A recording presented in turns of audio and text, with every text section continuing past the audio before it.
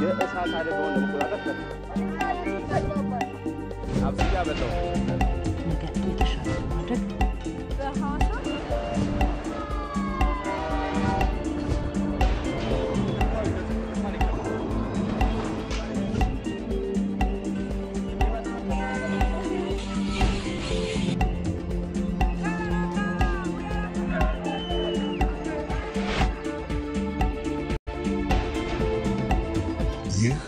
ኢትዮጵያ ቴሌቪዥን ነው።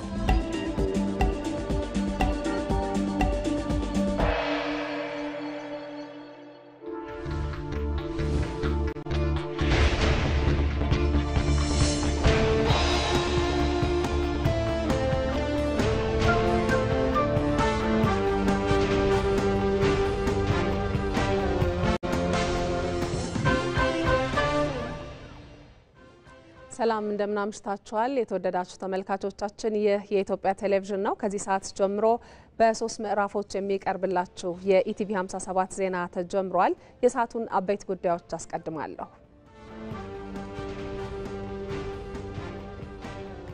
ለ2017-18 የምርት ዘመን ከሚያስፈልገው የአፈር ማዳበሪያ ውስጥ እስካሁን 10 ሚሊዮን ኩንታል የሚሆነው ወደ ሀገር ውስጥ መጓጓዙን የትራንስፖርትና ሎጂስቲክስ ሚኒስቴር ገለጸ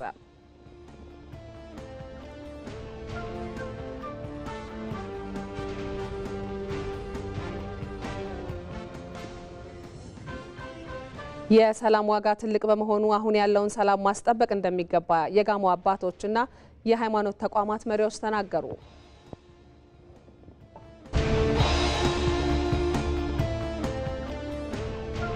ሀገራዊ ምክክሩ ሐሳብን የመናገር እድልን የሰጠ በመሆኑ እንደ ሀገር ዘላቂ ሰላምን በንግግር የመገንባት ተስፋን በዜጎች ዘንድ መፍጠሩን የምክክር ኮሚሽኑ ገለጸ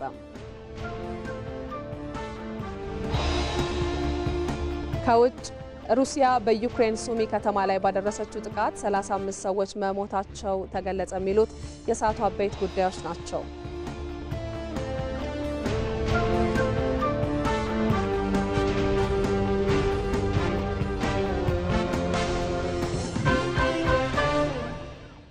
ከዜናዎቹ ጋር ማህሌት ታደለ ነኝ አብራችሁን ሆኑ ተመልካቾች ጠቅላይ ሚኒስትር አብይ አህመድ የቪየትናም ጠቅላይ ሚኒስትር ፋም ሚንቺን በይፋዊ ጉብኝታችን ወቅት ላደረጉልን የደመቀ አቀባበልና የክብር መስተንግዶ አመሰግናለሁ ሲሉ በማህበራዊ ትስስር ገጻቸው ላይ አስፍረዋል ኢትዮጵያና ቪየትናም የሚያመሳስሏቸው ብዙ የጋራ ጉዳዮች አሏቸው ሁለታችንም ትልቅና ለስራ የተነሳሳ ወጣት ህዝብ ያለን ለልማትና እድገት የቆረጥን እንዲሁም በታሪካችን ሂደትም በጽናታችን የምንታወቅ ሀገራት ነን ብለዋል ውይይታችን በንቁ ተሳትፎ የሚገለጥና ጥልቀትም የነበረው ነበር ለጋራ እድገትና ትብብር ያለንን ጽኑ የጋራ ተነሳሽነት ማንጸባርቀናል የሐሳብ ልውውጣችን በሁለቱ ሀገሮቻችን መካከል ለጠንካራ ፖለቲካዊ ዲፕሎማሲያዊና ኢኮኖሚያዊ ትስስር በር ከፍቷል ብለዋል ጠቅላይ ሚኒስትር ፋም ሚንቺን በቅርብ ኢትዮጵያን በሚጎበኙበት ጊዜ የጋራ ራዕዮቻችንን የበለጠ የምናጠናክርበትና በዛሬው የዓለማችን አውድ የሁለትዮሽ ግንኙነታችንን ይበልጥ የምናጸናበት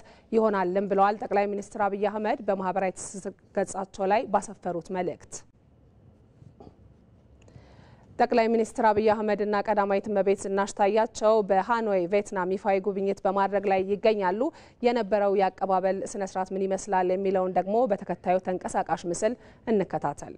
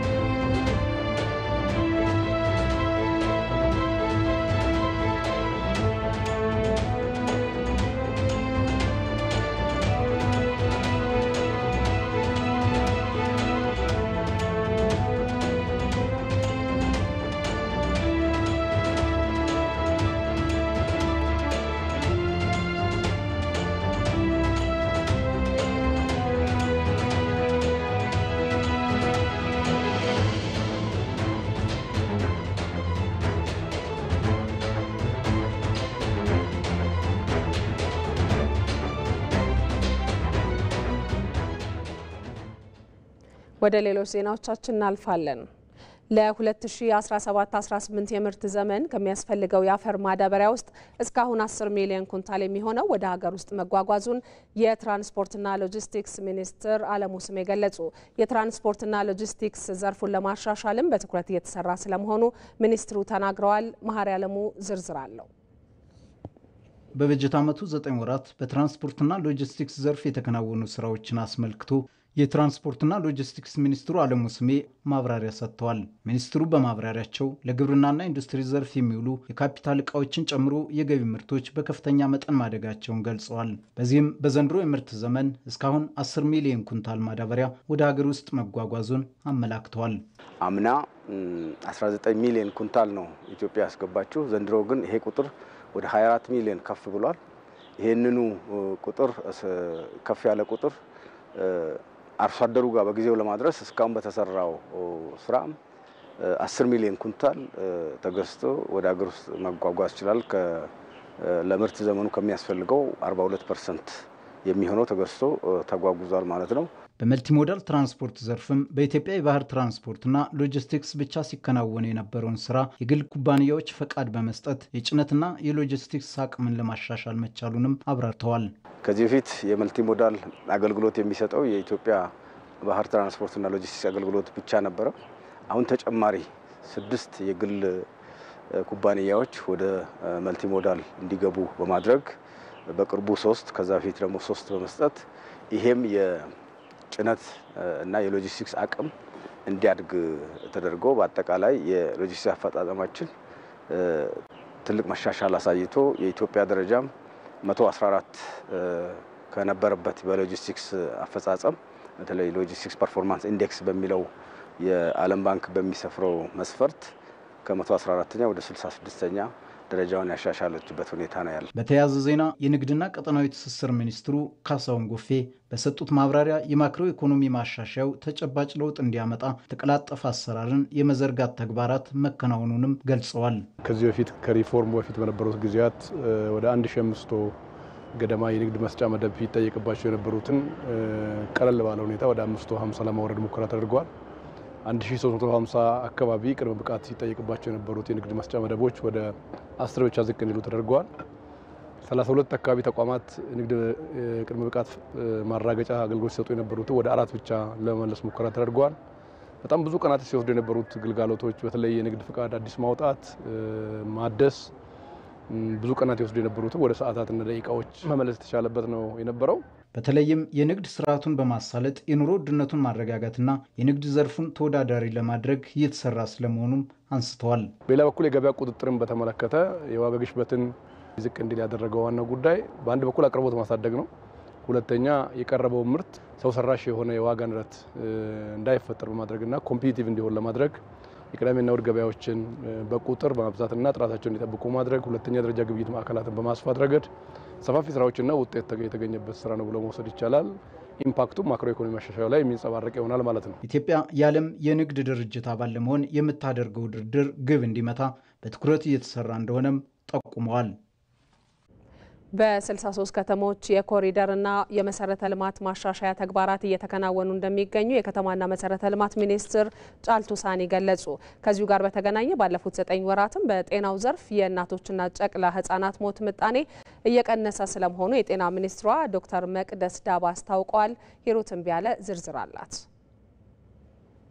የ2017 በጀት ዓመት የሶስተኛው ሩብ ዓመት የ100 ቀናት የተሟላ የማክሮ ኢኮኖሚ ትግበራ የ9 ወራት አፈጻጸም ግምገማ ጠቅላይ ሚኒስትር ዶክተር አብይ አህመድ በተገኙበት ተካሂዷል። በዚህም የከተማና መሰረተ ልማት ሚኒስትር ጫልቱ ሳኒ ባለፉት 9 ወራት በከተማና መሰረተ ልማት ዘርፍ በተከናወኑ ተግባራት አመርቂ ውጤቶች መመዝገባቸውን ማብራሪያ ሰጥተዋል። ዘመኑ የከተሞች የህዳሴ ዘመን ነው ያሉት ሚኒስትሯም የኮሪደር ልማቱ የበርካታ ከተሞችን መሰረተ ልማት በማሻሻል አካታች ማህበራዊና ኢኮኖሚያዊ ተጠቃሚነት የተረጋገጠበት ነው ብለዋል። መሰረታዊ የሚባሉ የከተማ መሰረተ ልማቶች በስታንዳርዳቸውን ጠብቀው መኖር እንዲችሉ ዛሬ ላይ የፖሊሲ ምቹነት አለ። መሬት የህዝብና የመንግስት በመሆኑ የምናገኛቸው ስፔሶች አሉ። ይሄ ብቻም ሳይሆን የነገ የከተማ ነዋሪ ወይንም ደግሞ ትውልድ ተመልሶ ዛሬኛ የምንሰራውን ስራ እያፈረሰ የሚሰራ ሳይሆን ተጨማሪ የቤት ስራዎቹን ጊዜው በሚጠይቀው ልክ እየሰራ እንዲሄድም ጭምር መሰረት የጣልንበት ነው። በአዲስ አበባ የተገኘውን ተሞክሮ በማስፋት በአሁኑ ወቅት በ63 ከተሞች የኮሪደር ልማቱ እየተተገበረ እንደሚገኝም ገልጸዋል። ወደ 63 የሚሆኑ የኢትዮጵያ ከተሞች የኮሪደር ልማት ውስጥ ናቸው። ይሄ ማለት እንግዲህ ትርጉሙ በጣም ብዙ ነው። ኮሪደር ልማት ስንል የፍትሃዊነት ማረጋገጫ አንዱ ምልክት ነው ብለን መውሰድ እንችላለን። ለምሳሌ ፐብሊክ ስፔስ የሚባሉ እነ ፓርክን የጋራ መጠቀሚያ የሆኑ ቦታዎች አንድም በቆሻሻ ተይዘው ይቀመጡ የነበረበትን ማየት እንችላለን። ሁለተኛ ደግሞ በስመ ኢንቨስተር ለአንድ ግለሰብ ይሰጥና ታጥሮ ለዘመናት የሚኖርበትን ማየት እንችላለን። ይሄ ፍትሃዊነትን ማረጋገጥ አይችልም። ይሄ እርምጃ ሲወሰድ በዚህ በኮሪደር ልማቱ ምክንያት ለጥቂት ግለሰብ ብቻ አገልግሎት ይሰጥ የነበረ ለመላው ለከተማ ነዋሪውና ለህዝብ ሲሰጥ ፍትሃዊነትን ማረጋገጥ ከዚህ በላይ ማሳያ ያለ አይመስለኝምና ሁሉም የከተማ ነዋሪ የኔነት ስሜት እንዲሰማው የተደረገበት መንገድ ቀላል ነው ተብሎ አይወሰድም። በሌላ በኩል በጤናው ዘርፍ በጀት ዓመቱ 9 ወራት የጨቅላ ህጻናትና የእናቶችን ሞት ምጣኔ በመቀነስ ረገድ ተጨባጭ ለውጥ መመዝገቡን የጤና ሚኒስትር ዶክተር መቅደስ ዳባ ገልጸዋል። ያስቀመጥናቸውን አብዛኞቹን ግቦች ለዚህኛው ወር ካስቀመጥናቸው ለ9 ወር ካስቀመጥናቸው አንፃር ብዙዎቹ በእቅድ አንፃር የተተገበሩ እንደሆነ ያሳያል። በእናቶችና በህፃናት ጤና ላይ በተለይ ደግሞ ስንመለከት በፊት ከነበረን የእናቶች ሞት ምጣኔን ስንመለከት 412 ወደ በ100 ሺህ ነበረ የበፊት የነበረን ዴታ ማለት። አሁን የቅርብ ጊዜው ደግሞ እስቲሜት የሚያሳየው ከዚህም ዝቅ ብሎ ወደ 195 ዝቅ እንዳለ ነው የሚያሳየው። ለመጀመሪያ ደረጃ ጤና እንክብካቤ በተሰጠው ትኩረት ህብረተሰቡ አገልግሎቱን በቅርበት እንዲያገኝ በመደረጉና ጤና ተቋማትን ተደራሽ በማድረግ የመጣ ለውጥ መሆኑንም ተናግረዋል። በባለፉት ዓመታት የተሰራው የመሰረተ ልማት አገልግሎቶች በተለይ ደግሞ የመጀመሪያ ደረጃ ጤና እንክብካቤን የትኩረት አቅጣጫም ስንመለከት አዳዲስ ነገሮችን ብቻ መጀመር ሳይሆን የጀመርናቸውን ፈጽሞ ለህብረተሰቡ አገልግሎት ከማድረስ አንፃር የተሰሩ ስራዎች አሉ። ደግሞ ትኩረታችንም እሱ ላይ ነው። ከዚህ አንፃር የተሰሩት ስራዎች ባለሙያዎችን ስንመለከት በ5 ዓመቱ ስናይ በጣም ብዙ ባለሙያዎች በጤና ዘርፉ ብዙዎች ሰልጥነዋል፣ ወደ ጤና አገልግሎት ገብተዋል። የነሱ አገልግሎት ነው እንግዲህ ሰዎች፣ እናቶች፣ ህፃናት የሞት ምጣኔ መቀነስ፣ የህመም እና የስቃይን መጠን የመቀነስ አቅም የሚመጣው ባለሙያዎች፣ ተቋማት ከዛ ደግሞ ግብአቶች አንድ ላይ ሲሰላሰሉ ስለሆነ እነዚህ ላይ የተሰራው ትኩረት ተደምሮ ያመጣው ለውጥ እንደሆነ ያሳያል ማለት ነው። በተሰራው የተቀናጀ ስራ የእናቶችና ህጻናት ምጣኔ ሞት የቀነሰ ከመሆኑ ባሻገር የህብረተሰቡ ጤና የጠበቀ መሆኑንም አብራርተዋል።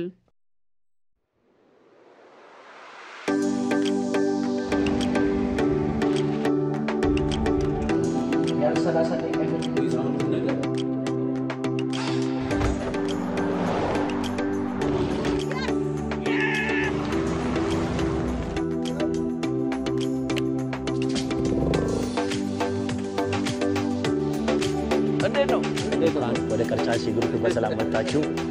እኛ ተወታችን ስለ አንድ ቡና ጤንነት ነው።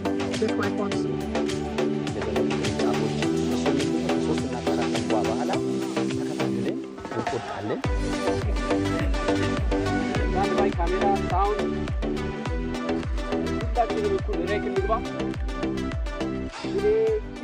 የዛሬት ኢትዮጵያ ነገን ዛሬ ሀገር በማሳ ፕሮግራማችንን ዛሬ የምናካሂደው በቀርጫሽ ግሩፕ የቡና ማሳ ውስጥ ነው። የኢኮኖሚ ልዕልና ክልል ጣልቃ ገብነትን የመከላከል አቅም እየተዳከመ ይሄዳል ማለት ነው። ነፃነትን አስከበ አደሰም ታይም ደግሞ የኢኮኖሚ ጥገኛ መሆን አይቻልም። በደም የተከበረ ነፃነት የሚጸናው በላብ ነው። ማህበረሰብ ንቃተ ህሊና ያስፈልጋል። ለአንድ አላማ ለአንድ ምርት መሰለፍ መቻል አለበት፣ መደራጀት መቻል አለበት። አንድነታችን አጠናክረን የኢኮኖሚ ሉዓላዊነትን ለማረጋገጥ ከማን ምን ይጠበቃል? በመተኮስ ስልጣን መያዝ መነወር መቻል አለበት። አገራችን ወደ ኢኮኖሚ እንድትገባ ሁላችንም ጥረን ግረን መስራት አለበት። ለችግራችን መፍትሄ የምናገኘው ራሳችን ችግራችን ውስጥ ስለሆነ በተፈጠረው የመነጋገር ዕድል ውስጥ ተሳታፊ ሆነን አገራችንን ብንከባከባት በኢኮኖሚ በሁሉም ራሷ የቻለች አገር ስትኖር ስልጣን ያስፈልገንም ዜግነት ራሱ በቂ ነው።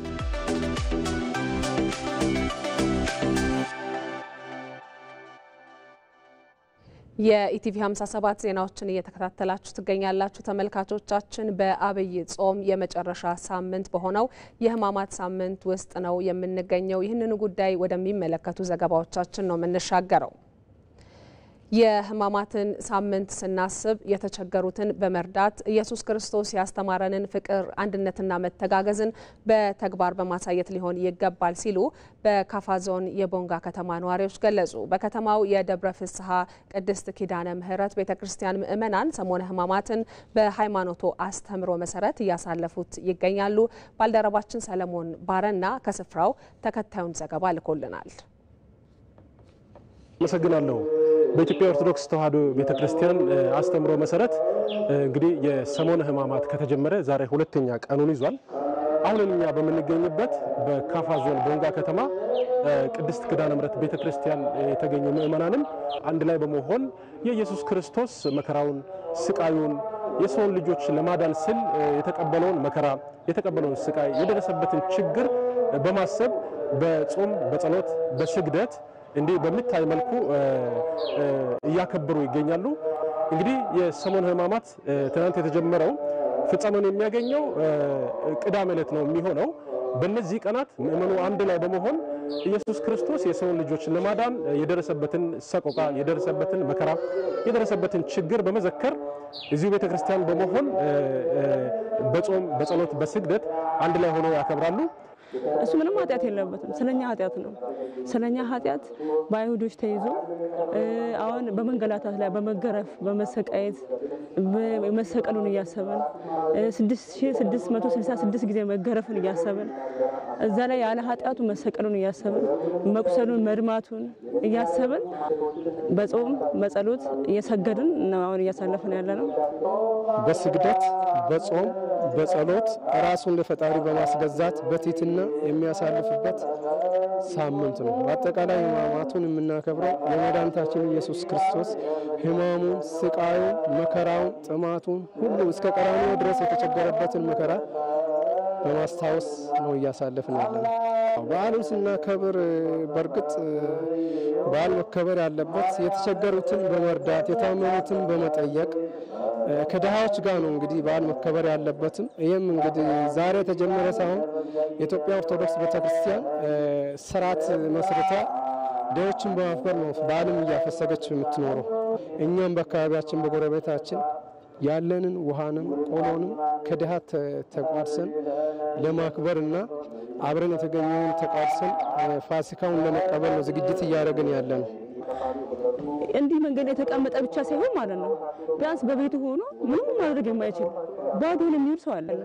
እንደዛ አይነት ሰው እኔ ከጎረቤቴ ካለ እኔ ከጎረቤቴ ቢያንስ ከምሰራው አካፍዬ አብሬ በልቼ ማሳለፍ ነው። እኔ በበኩሌ አሉ የኔ ቤቶች ፊቴ ላይ አሉ። ቤቴ እዚህ ቅርብ ነው፣ ፊት ለፊት ነው፣ ከቤተ ክርስቲያን ፊት ለፊት ነውና እነሱን ኮንሲደር አድርጌ ነው የምሰራው።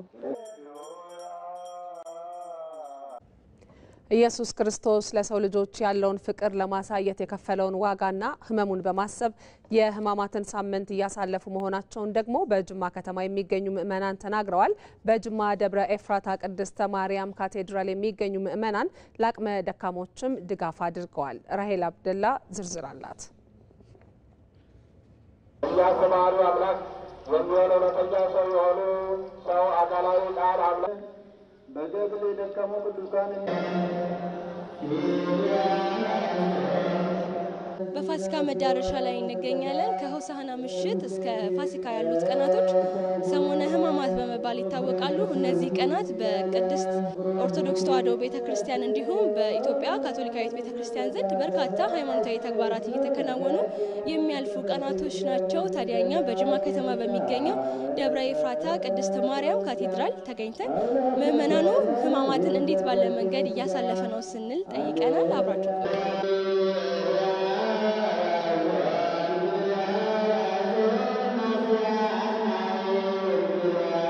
በሰሞነ ህማማት ውስጥ ባሉ ቀናት እያንዳንዱ ቀናት የተለያዩ ሃይማኖታዊ ትርጓሜዎች አሏቸው። የዛሬው ቀን ዕለተ ማክሰኞ ነው። በማክሰኞ እንግዲህ ኢየሱስ ክርስቶስ ከተናገራቸውና ካደረጋቸው ነገሮች መካከል አይሁዳውያን ጥያቄ ያቀረቡበት ኢየሱስም ደግሞ ምላሽ የሰጠበትና ያስተማረበት ቀን ነው። በዚህ ምክንያት እንግዲህ የመጠየቅና የማስተማር ቀን እንደሆነ ይታመናል።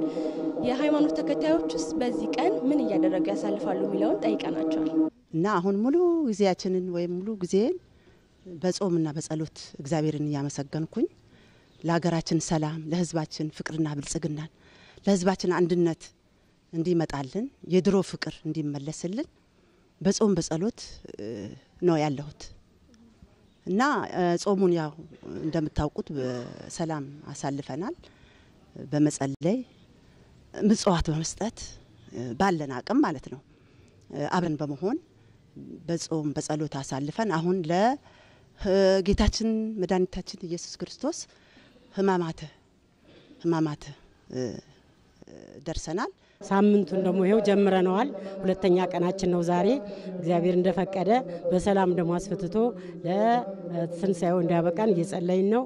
በአካባቢያችን ደግሞ ለሚገኙት ነዳያንም ቤተክርስቲያኑ በሚያሰባስበው ሁኔታ እየተሳተፍን ነው። ነዳያኖችም ከኛ ጋር እንዲፈቱ በሚል ማለት ነው። ጾም ስትጾሚ ብዙ ከጾም ጋር አብሮ ተያይዘው የሚሄዱ ነገሮች አሉ።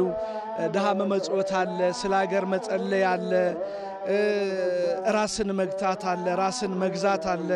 ከምግብ ብቻ ሳይሆን የምትቆጠቢው ከአንደበትሽ በጆሮሽ ከሚሰማው ነገር ሁሉ ትቆጠቢያለሽ። ስለዚህ እግዚአብሔር እንግዲህ መቼም ያው ቅድስት ሀገር ኢትዮጵያን ጠብቀልን እያልን ሁሌም በጸሎታችን ሳናስብ ሀገራችን ሳናስብ ህዝባችን ሳናስብ ውለና አድረና እናቀም አሁንም ያለነው በሱ ቸርነት ነው። አሁን ባለንበት ሰሞነ ህማማት ወቅት በርካታ ሃይማኖታዊ ተግባራት ይከወኑበታል።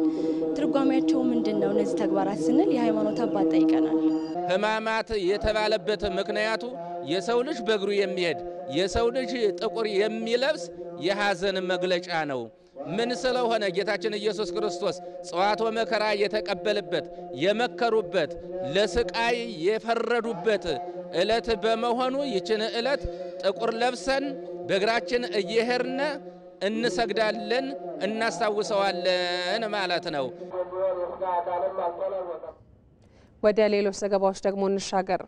ሀገራዊ ምክክሩ ሀሳብን የመናገር እድልን የሰጠ በመሆኑ ዘላቂ ሰላምን በንግግር የመገንባት ተስፋን በዜጎች ዘንድ መፍጠሩን የምክክር ኮሚሽኑ ገለጸ። ምክክሩ እስካሁን ድረስ በመጣባቸው ሂደቶችም ውይይትን ባህል የማድረግ ተጨባጭ ለውጥ ተመዝግቦበታል ተብሏል።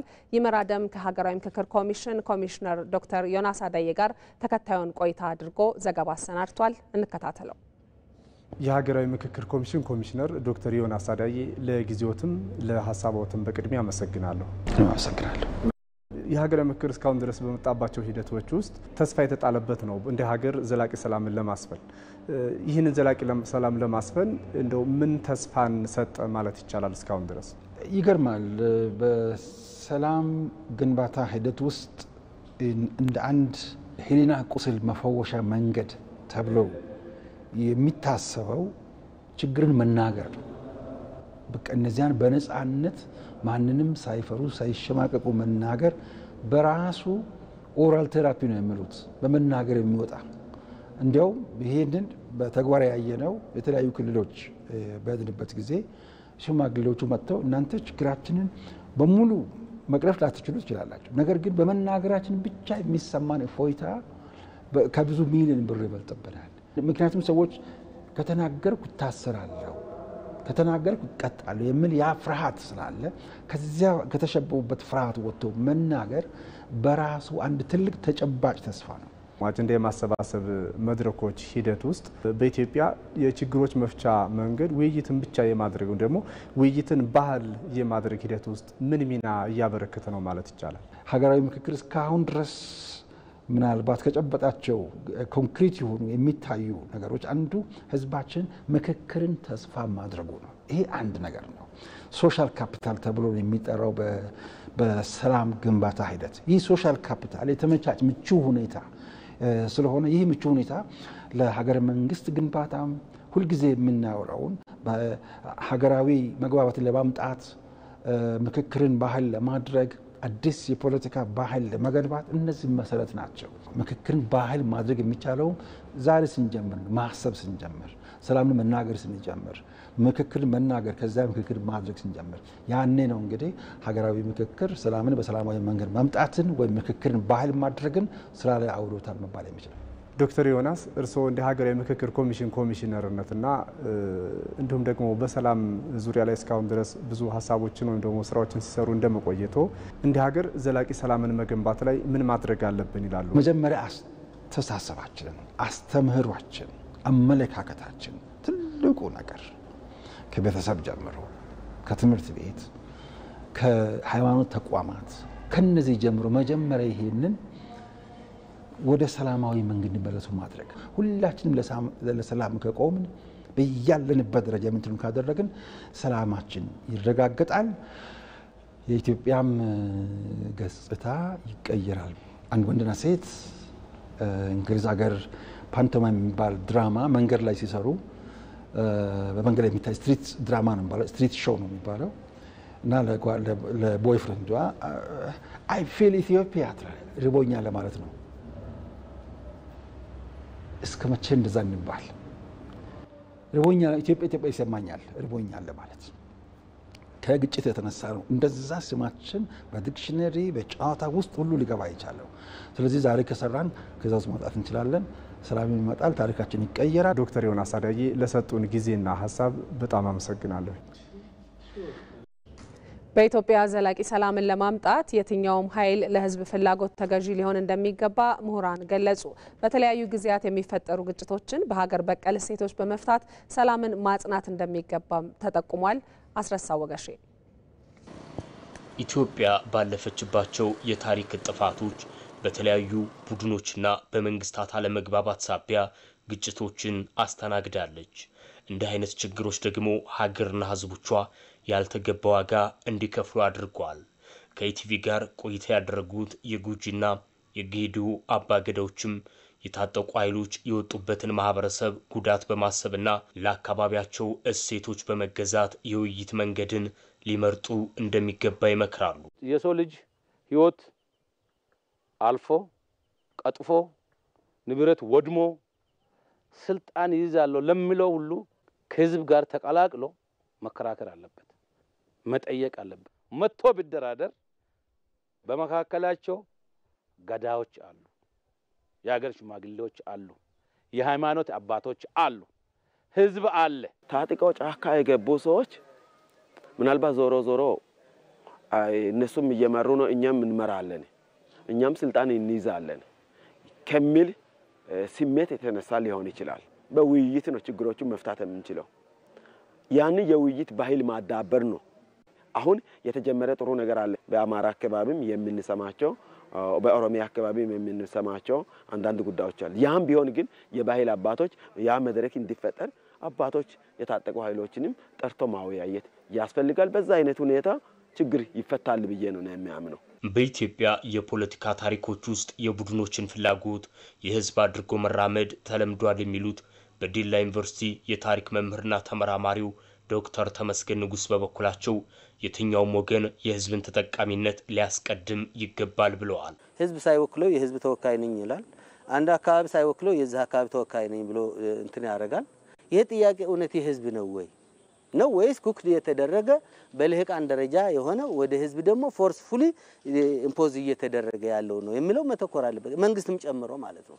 ልህቃኑም ማተኮር ያለባቸው ፖለቲከኞች ማተኮር ያለባቸው የህዝብ ተጠቃሚነት ነው እንጂ የፓርቲያቸው ወይም የራሳቸው የጊዜያዊ ስሜት ማንጸባረቂያ መሆን የለባቸው። በኢትዮጵያ በየጊዜው የሚስተዋሉ የሰላም ችግሮች የሀገርን ብሔራዊ ጥቅም ለማሳካትም ፈተና ስለሚሆኑ የውስጥ ችግሮችን በውይይት የመፍታት ባህልን ማዳበር ይገባል ያሉት ደግሞ በዲላ ዩኒቨርሲቲ የስነ ዜጋና ስነ ምግባር መምህሩ መሳይ ፍቅሩ ናቸው። በተወሰነ ደረጃ አንፎርቹኔትሊ ግለሰባዊ ፍላጎት የቡድን ፍላጎትን በመያዝ ነው ሀገራዊ ፍላጎቶችን እየጨፈለቀን ያለነውና ሀገራዊ ጉዳዮች ሀገራዊ አጀንዳዎች ከግለሰባዊና ከቡድናዊ ጉዳዮች በላይ የሆኑ ጉዳዮች በመሆናቸው ህዝብ ይሄንን መረዳት አለበት፣ መንግስትም ይሄንን መረዳት አለበት። መልካም አስተዳዳሪ እንዲኖር መልካም ተዳዳሪም ሊኖር ይገባል። በኢትዮጵያ በየአካባቢው ያሉ ሴቶችን በመጠቀም ለየትኛውም ችግር ዘላቂ መፍትሄ መፍጠር እንደሚገባም ተመላክቷል። የኢቲቪ 57 ዜናችንን እየተከታተላችሁ ትገኛላችሁ ተመልካቾቻችን። አሁን ደግሞ የአየር ሁኔታ መረጃን ከባለሙያው ኃይሉ ነገሰ እንከታተላለን። አመሰግናለሁ። በዛሬው ዕለት በሰሜን ምዕራብ፣ በመካከለኛው፣ በምስራቅ፣ በደቡብ ምዕራብና በደቡብ ምስራቅ የሀገራችን አካባቢዎች ላይ የተጠናከረና የተስፋፋ የዳመና ሽፋን ነበራቸው። ከዚህም ጋር ተያይዞ በአዲስ አበባ፣ በመተሃራ፣ በባሌ ሮቤ፣ በሐዋሳ፣ በነጌሌ ዝናብ ተመዝግቧል። በነገው ዕለትም በልግ ዋነኛና ሁለተኛ የዝናብ ወቅታቸው በሆኑት የሀገራችን አካባቢዎች ላይ የተጠናከረ የዳመና ሽፋን ይኖራቸዋል። ከዚህም ጋር ተያይዞ የአማራ፣ የኦሮሚያ፣ የሶማሌ፣ የማዕከላዊ ኢትዮጵያ፣ የደቡብ ኢትዮጵያ፣ የደቡብ ምዕራብ ኢትዮጵያና የሲዳማ ክልል ዞኖች በብዙ ቦታዎቻቸው ላይ ከቀላል እስከ መካከለኛ መጠን ያለው ዝናብ ያገኛሉ። በተጨማሪም በደቡባዊ ክፍል ሶማሌ ክልል በአብዛኛው ዞኖች፣ በደቡብ ኢትዮጵያ፣ በደቡብ ምዕራብ ኢትዮጵያ በ24 ሰዓት ውስጥ ከ30 ሚሊ ሜትር በላይ ከባድ መጠን ያለው ዝናብ ያገኛሉ። ስለሆነም የሚኖረው የዝናብ መጠንና ስርጭት የበልግ እርሻ ስራዎችን ለማከናወን ከፍተኛ ጠቀሜታ ይኖረዋል። በነገ ዕለት በአንዳንድ የሀገሪቱ ዋና ዋና ከተሞችና የቱሪስት መዳረሻ የሆኑ ስፍራዎች የሚኖራቸው አየር ሁኔታ ነቀምቴ ቀላል ዝናብ፣ ላሊበላ፣ አክሱም፣ ጋምቤላ ዳመናማ፣ ባቱ፣ ጅንካ ዝናባማ፣ ደብረ ማርቆስ፣ ጅግጅጋ ቀላል ዝናብ፣ ጎዴ፣ ኦሳና ዝናባማ፣ ፊቼ፣ ወልዲያ ቀላል ዝናብ ያገኛሉ። በቀጣዮቹ 3 ቀናት በአዲስ አበባ ቀላል መጠን ያለው ዝናብ ይኖራል። ተመልካቾቻችን ለበለጠ መረጃ የኢንስቲትዩቱን ድረገጽ www.itomet.gov.in ይመልከቱ። በርካታ መረጃዎችን ያገኛሉ። ወደ ሌሎች ዜናዎቻችን ደግሞ እንሻገር። የሰላም ዋጋ ትልቅ በመሆኑ አሁን ያለውን ሰላም ማስጠበቅ እንደሚገባ የጋሞ አባቶችና የሃይማኖት ተቋማት መሪዎች ተናገሩ። መንግስት ሰላምን ለማስፈን እየወሰደ ያለው እርምጃ የሚበረታታ መሆኑንም ገልጸዋል። ተመስገን ተስፋ የጋሞ አባቶችና የሃይማኖት ተቋማት መሪዎችን አነጋግሮ ተከታዩን ዘገባ አድርሶናል። ሰላምን አብዝተው የሚሹት የጋሞ አባቶች ከአካባቢ አልፎ በአገር አቀፍ ደረጃ ተምሳሌት የሚሆን ስራ በማከናወናቸው እውቅና ማግኘታቸው ይታወሳል። ታዲያ የሰላም እሴት ግንባታ ስራ የአንድ ወቅት ብቻ ባለመሆኑ አሁንም አጠናክረው መቀጠላቸውን በተለይ ከኢቢሲ ጋር በነበራቸው ቆይታ ገልጸዋል። የሰላም ዋጋ ከምንም በላይ በመሆኑ መንከባከብ እንደሚያስፈልግ በማከል ሰላም ከሌለ ምንም አይደለም።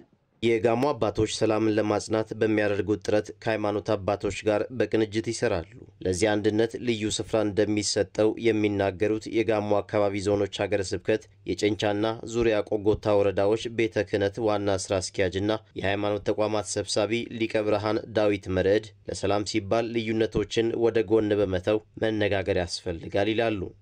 ሰው በየጸሎቱ ቤት በየቤተ ክርስቲያኑ ይለያል። በአገር ጉዳይ ግን መለያየት ያስፈልጋል። አንድ ሆነን መዋየት ያስፈልጋል። መነጋገር ያስፈልጋል። ጥል ካለ ይሄ የኔ እምነት ይሄ ያንተ እምነት ማለት ያስፈልጋል።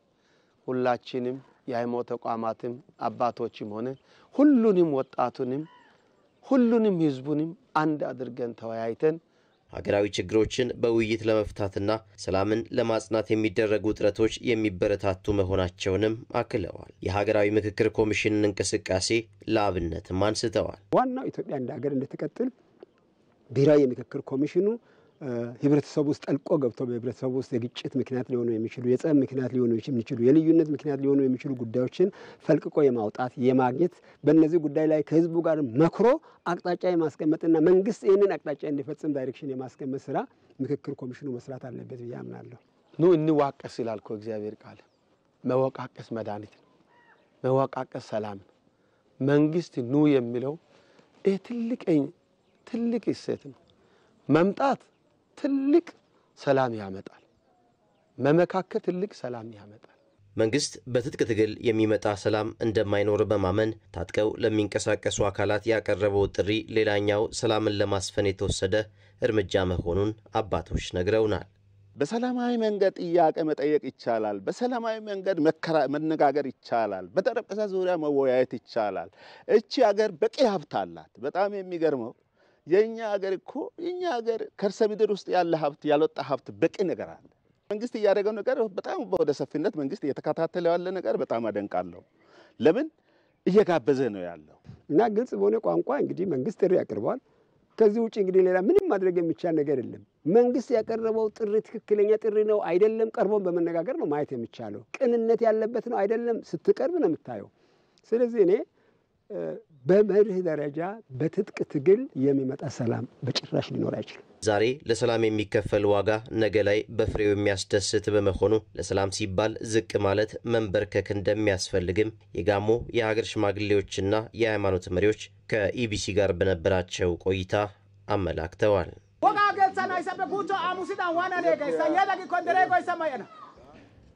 ተመልካቾቻችን አሁን ደግሞ በአዲስ ቀን የዜና መሰናዶ የሀገር ጉዳይ አድርገን ወደ ተመለከትነው ጉዳይ ነው የምንሻገረው የትምህርት ጥራትን ለማስጠበቅ ከተሰሩ ስራዎች መካከል የተማሪዎች የምገባ መርሃ ግብር ተጠቃሽ ነው የምገባ መርሃ ግብሩ የተማሪዎችን መጠነ ማቋረጥ እንዲቀንስና የትምህርት አቀባበላቸውም እንዲጨምር አድርጓል ባልደረባችን ሰናይት ብርሃኔ በአዲስ አበባ ከተማ በሚገኘው የመዝገበ ብርሃን ትምህርት ቤት ተገኝታ በዚያ ያለው የምገባ መርሃ ግብር ምን ይመስላል የሚለውን እንደሚከተለው ታስቃኘናለች የትምህርት ጥራትን ለማስጠበቅ ከተሰሩ ስራዎች መካከል የተማሪዎች ምገባ አንዱና ተጠቃሽ ነው ለዛሬ የመረጥነው በአዲስ አበባ ልደታ ክፍለ ከተማ ወረዳ 2 የሚገኘውን የመዝገበ ብርሃን ትምህርት ቤትን ተማሪዎች ከምገባ በፊት ምን አይነት ሁኔታ ላይ ነበሩ አሁንስ ምገባ ከተጀመረ በኋላ በምን አይነት ሁኔታ ይገኛሉ የሚለውን ወደ ውስጥ ገባብዬ የማስቃኛችሁ ይሆናል የምገባ ስርዓት የተጀመረው 2011 አካባቢ ነው ትምህርት ቤቶች የተጀመረው ከዛ በፊት ትምህርት ቤቶች ላይ የምገባ ስርዓቶች አልነበሩ ሁሉም ወላጆች የራሳቸው ልጆች ነበር የሚመግቡት ከዛ በኋላ ግን ባሉ ትምህርት ቤቶች ላይ የነበሩ ችግሮችን መንግስት በጣም ትኩረት በመስጠት እና በመማር ማስተማሩ ላይ ከፍተኛ ለውጥ እንዲያመጣ በማድረግ ከዛ ጊዜ ጀምሮ እየተሰጠ ነበር የዛን ጊዜ የተመረጡ ተማሪዎች ነበር ምገባ የሚሰጠው የነበረው ትምህርት ቤት ላይ በጣም ችግር ያለባቸው ተብለው ተለይተው ከዛ በኋላ ግን ከ2012 ጀምሮ ግን ሙሉ የቀድማ አንደኛም የአንደኛም ደረጃ ትምህርት ቤት ተማሪዎች ሙሉ በምገባ ስርዓት ውስጥ እንዲታቀፉ ነው የተደረገው አሁን ደግሞ ሰዓቱን አጋጣሚ የመጣሽበት ቆንጆ ሰዓት ነውና የተማሪዎች የምሳ የሚጀመርበት ሰዓት ስለሆነ ወደ አዳራሽ ሄደን ደግሞ የልጆቹ የተዘጋጀውን የምግብ ሁኔታዎች አጠቃላይ ተማሪዎችም ሲመገቡ ማየት እንችላለን ማለት የመዝገበ ብርሃን የተማሪዎች የምገባ ስነ ስርዓት እንደምታዩት ተማሪዎቹ በዚህ መልኩ እየተመገቡ ነው የሚገኙት ይህ የምገባ መርሃ ግብር ለወላጆች ደግሞ እፎይታን የሰጠ ስለመሆኑ ይነገርለታል በፊት ላይ ወላጆች ምሳ ሲያስሩ ኢቨን አንዱ ወላጅ ከአንደኛው ወላጅ ተማሪ እየጠየቀ ስለሚመጣ ያንን የማሰር ጭንቀት ውስጥ ይገባሉ የተለያየ አይነት አመጋገብም ስላለ አሁን ባለው ሁኔታ ግን ሁሉም ተማሪዎች አንድ አይነት ቦታ ላይ በአንድ አይነት ነገር እየተመገቡ የተሻለ ነገር ማግኘት ይችላል ከድጃሽ ኩርባላለው እኛ ለእናቶች ጥሩ የሥራ ዕድል ተፈጥሮልናል እያንዳንዳችን እናቶች ሁላችንም የራሳችን ልጆች እዚህ ይማራሉ ምሳሌ እኔ አሁን 3 ልጆች አሉ ተማሪ ተርቦ ይወድቅ ነበር ትምህርቱን ያቋርጠ ነበር አሁን ግን አልহামዱሊላህ በሚገባ ቁርሳቸውን በልተው ተምረው ድጋፍ አግኝተው ደስተኛ ሆነው ነው ተምረው የሚወጡት መምህር ሸቱ አስራት ይባላሉ የዚህ ትምህርት ቤት መምህር ነኝ በዚህ ትምህርት ቤት እያስተማርኩ ነው የሚገኘው ምገባ ከመጀመሩ በፊት ከሰዓት ተማሪዎች ለማስተማር በጣም ከባድ ነበር ቁርስ ሳይበላም ይመጣል ከዛ በተጨማሪ ከምሳ በኋላ ያለው ክፍለ ጊዜ ምሳ ሳይበላ በተጨማሪ ለማስተማር እጅግ በጣም ከባድ ነበር ፈታኝ ነበር ተማሪዎች ወድቁብን ነበር ከሰዓት ፍጹም ክላስ አይከታተሉም ነበር ውጤታቸው በጣም ዝቅተኛ ነበር ምገባው ከተጀመረ በኋላ ግን እነዚህ ሁሉ ችግሮች ተፈተው እጅግ በጣም ሰፊ ልዩነት አለው ከምገባ በፊት ካለው ጋር ማለት ነው ስምሽ ማን ይባላል የስንተኛ ክፍል ተማሪ ነሽ ስሜ ሙራክም ይባላል የስምንተኛ ክፍል ተማሪ ተማሪዎች ይሄኛው የትምህርት ቤት የምግብ ቤት ሚሉ በመኖሩ መጠን ተማሪዎች ጥሩ ውጤት እንዲያመጡ አግዛቸዋል ሌላ ደግሞ ተማሪዎች በቤታቸው የተለያዩ ችግር ሊኖር ይችላል ያንን ችግር ቀርፎ በትምህርት ቤት ሚሉ መሰረት ሲበሉ ደግሞ ቤቴ ምንድነው የሚበላው ወንድሞቼ ምንድነው ማበላው የሚል ስጋት ሳይኖርባቸው በነፃነት ትምህርታቸውን መማር ይችላሉ ስሜ ዳዊት ደስታ ይባላል የስምንተኛ ክፍል ተማሪ ነኝ በእኔ ላይ ብዙ ለውጥ አይቻለሁ ቤተሰብም ብዙ ለውጥ አይቷል የመጀመሪያው አንደኛው ምገባ ፕሮግራሙ እዚህ ስለሆነ በጊዜ ከቤት ቶሎ ወጥቼ ሌላ ጊዜ አረፍ ነበር አሁን ግን በጊዜ ከቤት ቶሎ ወጥቼ እዚህ ቶሎ ቁርስ በልቼ ወደ ጥናት መግባት እችላለሁ ተመልካቾቻችን እንግዲህ በምገባ ስነ ስርዓቱ እንደተከታተላችሁት ተማሪዎች የትምህርት ቅበላቸው እንዲያድግ የመቅረት ምጣኔያቸው ደግሞ እንዲቀንስ ስለመሆኑ ከተማሪዎቹ አንደበት ለመስማት ችለናል። እንዲሁም ደግሞ ወላጆች ደግሞ እረፍት ስለማግኘታቸውና የስራ እድል እንደተፈጠረላቸውም ነግረውናል። ከዚሁ ጋር በተገናኘ የአዲስ አበባ ከተማ የምገባ ኤጀንሲ ዋና ዳይሬክተር ወይዘሮ ሽታይ መሐመድ በከተማዋ በ2012 ዓ.ም የተጀመረው የምገባ መርሃ ግብር እየሰፋ መምጣቱን በመግለጽ ተማሪዎች ትምህርታቸውን ሳያቋርጡ እንዲከታተሉ ማስቻሉን ተናግረዋል። የመጀመሪያ በ2012 ተጀምሮ 2013 አካባቢ አጠቃላይ የነበረው ነገር እንደ ከተማ አስተዳደሩ ይሄ ጉዳይ ትልልቅ አመራሮች የበላይ አመራሮች የሚመሩት ነው። 840 ተማሪ መመገብ ማለት አንዳንድ ሀገሮች ሀገር መመገብ ነው። አሁን ባለንበት ሁኔታ ልጆቹ መደበኛ ትምህርታቸው ያለምንም ማቋረጥ ያለምንም መድገም ሲባል ከነበረው አንጻር ስናየው በአንጻራዊነት ጥሩ የተማሪዎቻችን ውጤት መሻሻል ነገሮችን አምጥተናል። ከተማሪዎች የምገባ መርሃ ግብር ጋር ተያይዞ ትምህርት ሚኒስቴር የፖሊሲ ማዕቀፍ አዘጋጅቶ እየሰራ መሆኑን የተናገሩት ደግሞ በትምህርት ሚኒስቴር የተማሪዎች የምገባ ባለሙያ አቶ ንጋቱ አበበ ናቸው። ቤት ምገባን ለማከናወን የሚያስችል የፖሊሲ ፍሬምወርኮች አዘጋጅቷል።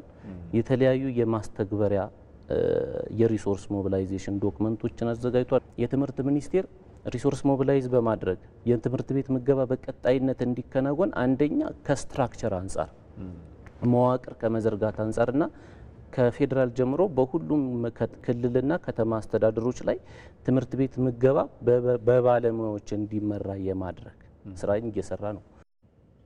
በተማሪዎች የምገባ መርሃ ግብር ላይ የሚሰሩት ወይዘሮ ፍሬዓለም ሽባባው በበኩላቸው የምገባ መርሃ ግብሩ የተሻለች ኢትዮጵያን ለመፍጠር የሚያስችል ነው ብለዋል። ትምህርት ከመኖር ጋር ትምህርት ልጆች የሚማሩት መኖር ሲችሉ ነው። ጤነኛ ሲሆኑ ነው። አእምሯቸው ደግሞ መስራት ሲችል ነው። ምግብ ደግሞ በቀጥታ የሚሰራው የልጆችን የአንጎል እድገት ስለሆነ አንጎላቸው ጤነኛ የሆኑ ልጆች በትክክል መማር ይችላሉ። የተማረች ኢትዮጵያ ስማርት ኢትዮጵያን ለመስራት ዛሬ ነው የሚሰራው የሚለው ነው። እንቀጥላለን ተመልካቾቻችን። ድሬዳዋ ዳግም የባቡር ድምጽ መስማት ከጀመረች 7 ዓመታት ተቆጥረዋል። በቀድሞው የድሬዳዋ የምድር ባቡር ውስጥ ይሰሩ የነበሩ ኮንዳክተሮች ወይም ደግሞ የባቡር ነጂዎች ዳግም ወደ ስራቸው ተመልሰዋል። ባልደረባችን አንተነህ ደግፌ ከቀድሞ የባቡር ኮንዳክተሮች ጋር ቆይታ አድርጓል። እንከታተለው።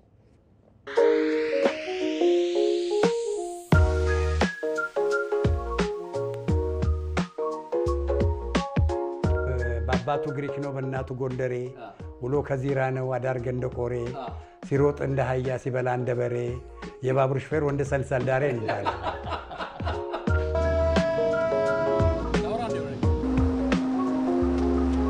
ባቡር ሚነዳ ምንድነው የሚባለው? ኮንዳክተር።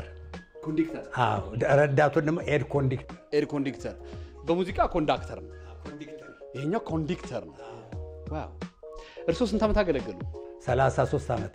አባቶቻችን ለኛ ይሄን አስረከቡ። እኛ ደግሞ እዚህ ቤት በመስራት ልጆቻችን አሳደግን። ልጆቻችን ደግሞ ይሄንን ታሪክ ቀስመው የኛን ፈለግ ይዘው ይሄንን ቤት ያደጉበት ቤት ስለሆነ ማገልገል ይችላሉ ወደፊት። እኔ በአሁኑ ሰዓት እዚህ መጥቼ ና ብለው ስራ ቢሉኝ ልጆችን ያሳደገ መስሪያ ቤት ስለሆነ እኔ በነፃ ብሰራ ደስ ይለኛል። አዎ እና ትልቁ ስሜት አሁን የምንሄድበት ሀዲድ 130 ዓመቱ ነው የምንሄድበት ሀዲድ።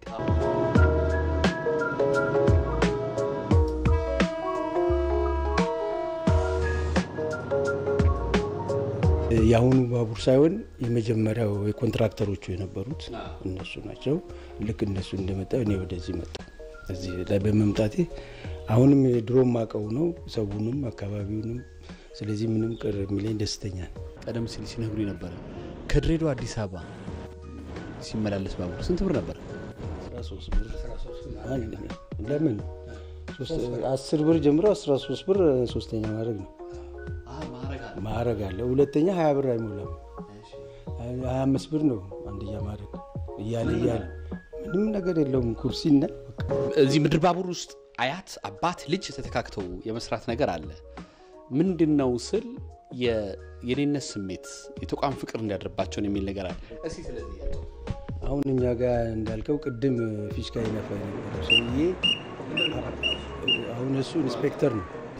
አሁን በአሁኑ ሰዓት ኢንስፔክተር ነው፣ ግን ያኔ ልጅ ነበር። አባቱ ባቡር ነጂ አያቱም እንትን የነበሩ እንደዚህ የተያያዘ ነው። ለምን በዛን ጊዜ ጡረታ ሲወጣ ፈረንሳዮቹ ምንድን የሚያደርጉት ድርጅቱን የራስ አድርገው እንዲጠብቁ ዘመድ ልጅ አለ ወይ ያንን ከዛ አምጥቶ እዚህ አስተምረውት እንደገና ደግሞ በስራ ልምድም ካደረጉ በኋላ ቦታ ይሰጣል።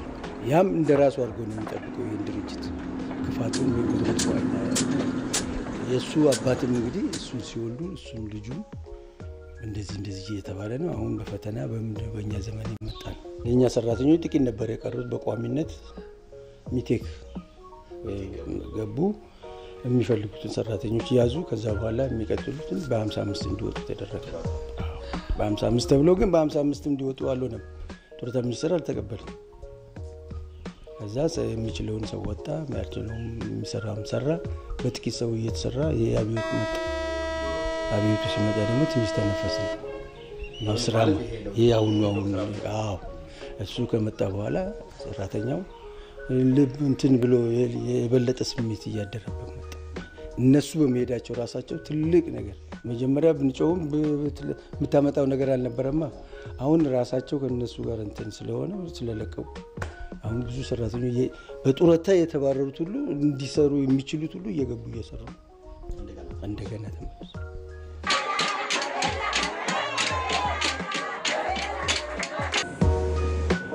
በጣም አመሰግናለሁ። እግዚአብሔር ያክብርልኝ፣ እድሜ ይስጥልኝ። ክቡራን ተመልካቾች ከነዚህ ሁለት አንጋፋ የባቡር ነጂዎች ወይም ደግሞ ኮንዳክተሮች ጋር ቆይታ አደረጉ። ደስ የሚል አንደበታቸው የሚጣፍጥ ቆንጆ ጨዋታም አድርገናል።